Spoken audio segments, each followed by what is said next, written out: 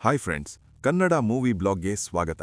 ಇವತ್ತು ನಾವು ಮಾತಾಡ್ತಿರೋದು ನಮ್ಮ ಶತ್ರು ರಾಷ್ಟ್ರ ಪಾಕಿಸ್ತಾನಕ್ಕಾಗಿ ಸಿದ್ಧಪಡಿಸಲಾದ ಒಂದು ವಿಶೇಷ ಯೋಜನೆಯ ಬಗ್ಗೆ.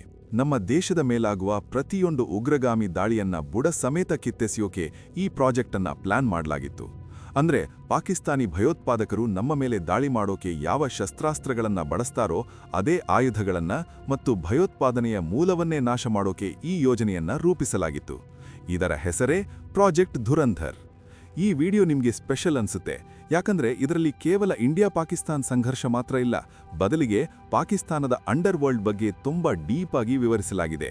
ಇದು ನಮ್ಮ ದೇಶದ ಮೇಲಾಗುವ ದಾಳಿಗಳಿಗೆ ಹೇಗೆ ಕನೆಕ್ಟ್ ಆಗುತ್ತೆ ಅನ್ನೋದು ಒಂದು ದೊಡ್ಡ ಟ್ವಿಸ್ಟ್. ಮುಖ್ಯವಾಗಿ ಈ ಸಿನಿಮಾ ಒಂದು ನೈಜ ಘಟನೆಯ ಮೇಲೆ ಆಧಾರಿತವಾಗಿದೆ. ಕಥೆ ಶುರುವಾಗೋದು ಡಿಸೆಂಬರ್ 1990ರಲ್ಲಿ. ನಮ್ಮ ಇಂಡಿಯನ್ ಪ್ಲೇನ್ ಒಂದನ್ನ ಪಾಕಿಸ್ತಾನಿ ಉಗ್ರರು ಅಫ್ಘಾನಿಸ್ತಾನದಲ್ಲಿ ಹೈಜಾಕ್ ಮಾಡ್ತಾರೆ. ಇದು ತುಂಬಾ ಫೇಮಸ್ ಆದ ಇನ್ಸಿಡೆಂಟ್. ಇಲ್ಲೇ ನಮ್ಮ main character Ajay Sanyal entry ಆಗುತ್ತೆ. ಈ ಪಾತ್ರ ನಮ್ಮ ಈಗಿನ national security adviser Ajit Doval ಅವರಿಂದ ಇನ್ಸ್ಪೈರ್ ಆಗಿದೆ. 3 ದಿನಗಳಿಂದ ಪ್ಲೇನ್ ಹೈಜಾಕ್ ಆಗಿರೋದ್ರಿಂದ ಒತ್ತೆಯಾಳುಗಳ ಫ್ಯಾಮಿಲಿಗೆ ಉತ್ತರ ಕೊಡುವುದು ಕಷ್ಟ ಆಗ್ತಿರುತ್ತೆ ಅಂತ ಮಿನಿಸ್ಟರ್ ಹೇಳ್ತಾರೆ. ಉಗ್ರರು ಕೇಳ್ತಿರೋ 3 ಭಯೋತ್ಪಾದಕರನ್ನ ಬಿಡುಗಡೆ ಮಾಡಲೇಬೇಕು ಅಂತ ಸರ್ಕಾರ ಡಿಸೈಡ್ ಮಾಡುತ್ತೆ.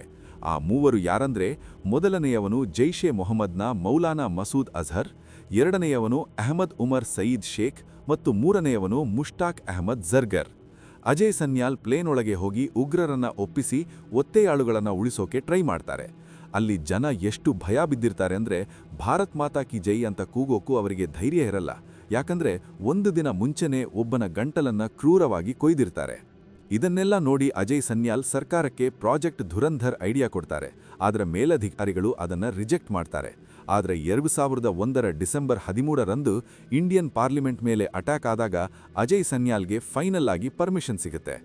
2004ರಲ್ಲಿ ನಮ್ಮ ಹೀರೋ ಹಮ್ಜಾ ಪಾಕಿಸ್ತಾನ್-ಅಫ್ಘಾನಿಸ್ತಾನ್ ಬಾರ್ಡರ್ ಮೂಲಕ ಕರಾಚಿಯ ಲೇರಿ ಟೌನ್ ತಲುಪ್ತಾನೆ.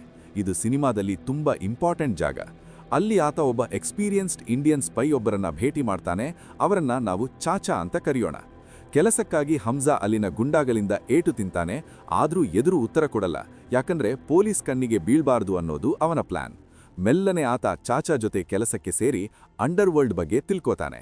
ಲೇರಿ ಟೌನ್ನಲ್ಲಿ 2 ದೊಡ್ಡ ಗ್ಯಾಂಗ್ ಇರುತ್ತೆ. ಒಂದು ಪಠಾಣ್ ಗ್ಯಾಂಗ್, ಇನ್ನೊಂದು ಬಲೋಚ್ ಗ್ಯಾಂಗ್. ಬಲೋಚ್ ಗ್ಯಾಂಗ್ನ ಲೀಡರ್ ಬಾಬು ಡಕೈತ್ ಮತ್ತು ಅವನ ಮಗ ರೆಹಮಾನ್ ಡಕೈತ್ ನಡುವೆ ಕಿರಿಕಿರುತ್ತೆ. ಹಮ್ಜಾ ಮೆಲ್ಲನೆ ರೆಹಮಾನ್ನ ನಂಬಿಕೆ ಗಳಿಸೋಕೆ ಸ್ಕೆಚ್ ಹಾಕ್ತಾನೆ. ಒಂದು ಫಂಕ್ಷನ್ನಲ್ಲಿ ರೆಹಮಾನ್ನ ಮಕ್ಕಳ ಮೇಲೆ ಅಟ್ಯಾಕ್ ಆಗುತ್ತೆ. ಅಲ್ಲಿ ಹಮ್ಜಾ ರೆಹಮಾನ್ನ ಸಣ್ಣ ಮಗುವನ್ನ ಉಳಿಸ್ತಾನೆ. ಆದ್ರೆ ದೊಡ್ಡ ಮಗ ಸತ್ತು ಹೋಗ್ತಾನೆ. ಹಮ್ಜಾ ಹಣ ಬೇಡ ಅಂತ ಹೇಳಿ ರೆಹಮಾನ್ ಸಮುದಾಯಕ್ಕಾಗಿ ಮಾಡ್ತಿರೋದು ದೊಡ್ಡ ಕೆಲಸ ಅಂತ ಅವನನ್ನ ಹೊಗಳಿ ಅವನ ಬೆಸ್ಟ್ ಫ್ರೆಂಡ್ ಆಗ್ಬಿಡ್ತಾನೆ. ಹಮ್ಜಾ ತನ್ನ ಅಣ್ಣ ಆರ್ಮಿಯಲ್ಲಿದ್ದು ಶಹೀದಾಗಿದ್ದಾನೆ ಅಂತ ಸುಳ್ಳು ಹೇಳಿ ರೆಹಮಾನ್ ಹೃದಯ ಗೆಲ್ತಾನೆ. ಇದೇ ಟೈಮ್ನಲ್ಲಿ ಜಮೀಲ್ ಸಾಹೇಬ್ ಅನ್ನೋ ಪೊಲಿಟಿಕಲ್ ಲೀಡರ್ ಎಂಟ್ರಿ ಆಗುತ್ತೆ. ಲೇರಿ ಟೌನ್ ಯಾರ ಕೈಯಲ್ಲಿದೆಯೋ ಅವರ ಕೈಯಲ್ಲಿ ಕರಾಚಿ ಇರುತ್ತೆ. ಕರಾಚಿ ಯಾರ ಕೈಯಲ್ಲಿದೆಯೋ ಅವರ ಕೈಯಲ್ಲಿ ಇಡೀ ಪಾಕಿಸ್ತಾನ ಇರುತ್ತೆ ಅನ್ನೋದು ಇವರ ಪ್ಲಾನ್.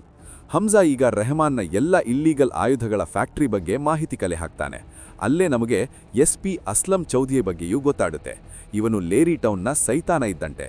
ರೆಹಮಾನ್ ತನ್ನ ಮಗನ ಸಾವಿಗ ಸೇಡು ತೀರಿಸಿಕೊಳ್ಳೋಕೆ ಹಮ್ಜಾ ಮಾತು ಕೇಳಿ ಬಾಬು ಡಕೈತ್ನ ಜನರನ್ನ ಒಬ್ಬೊಬ್ಬರನ್ನಾಗಿ ಕ್ರೂರವಾಗಿ ಕೊಲ್ಲೋಕೆ ಶುರು ಮಾಡ್ತಾನೆ.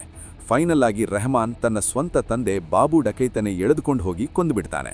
2007ರಲ್ಲಿ ರೆಹಮಾನ್ನ ಕ್ರೇಜ್ ತುಂಬಾ ಹೆಚ್ಚಾಗಿರುತ್ತೆ. ಅಲ್ಲಿಗೆ ಖನಾನಿ ಬ್ರದರ್ಸ್ ಬರ್ತಾರೆ. ಇವರು ಫೇಕ್ ಇಂಡಿಯನ್ ನೋಟುಗಳನ್ನ ಪ್ರಿಂಟ್ ಮಾಡಿ ನಮ್ಮ ದೇಶಕ್ಕೆ ಕಳಿಸ್ತಿರ್ತಾರೆ. ಹಮ್ಜಾ ಈ ಮಾಹಿತಿಯನ್ನ ಚಾಚಾ ಮೂಲಕ ಅಜಯ್ ಸನ್ಯಾಲ್ಗೆ ತಲುಪಿಸ್ತಾನೆ. ಇದೇ ಟೈಮ್ನಲ್ಲಿ ಮೇಜರ್ ಇಕ್ಬಾಲ್ ಅಂದ್ರೆ ISI ಮುಖ್ಯಸ್ಥ ಎಂಟ್ರಿ ಆಗುತ್ತೆ. ಇವನು ಇಂಡಿಯಾದಲ್ಲಿ ನಡೆದ ಪ್ರತಿಯೊಂದು ಅಟ್ಯಾಕ್ ಹಿಂದಿರೋ ವಿಲನ್.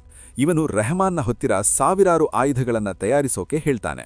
ಆ ಡೇಟ್ ಲೈನ್ ಇರೋದು ಅಕ್ಟೋಬರ್ 3. ಹಮ್ಜಾ ತನ್ನ ಕೈಯಾರೆ ಆ ಆಯುಧಗಳನ್ನ ಚೆಕ್ ಮಾಡ್ತಾನೆ.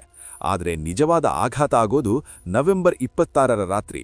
ಮೇಜರ್ ಇಕ್ಬಾಲ್ ತಯಾರು ಮಾಡಿದ ಆಯುಧಗಳನ್ನ ತಗೊಂಡಿರೋ ಆ ಯುವಕರು ಬೇರೆ ಯಾರೂ ಅಲ್ಲ, ಅದು ಅಜ್ಮಲ್ ಕಸಾಬ್ ಮತ್ತು ಅವನ ಟೀಮ್.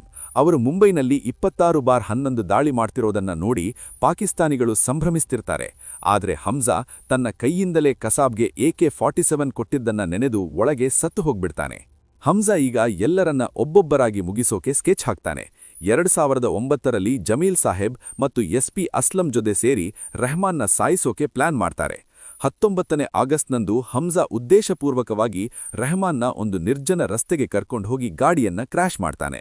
ಅಲ್ಲಿ SP ಅಸ್ಲಂ ಮತ್ತು ಹಮ್ಜಾ ಇಬ್ಬರು ಸೇರಿ ರೆಹಮಾನ್ನ ಬರ್ಬರವಾಗಿ ಹೊಡಿತಾರೆ.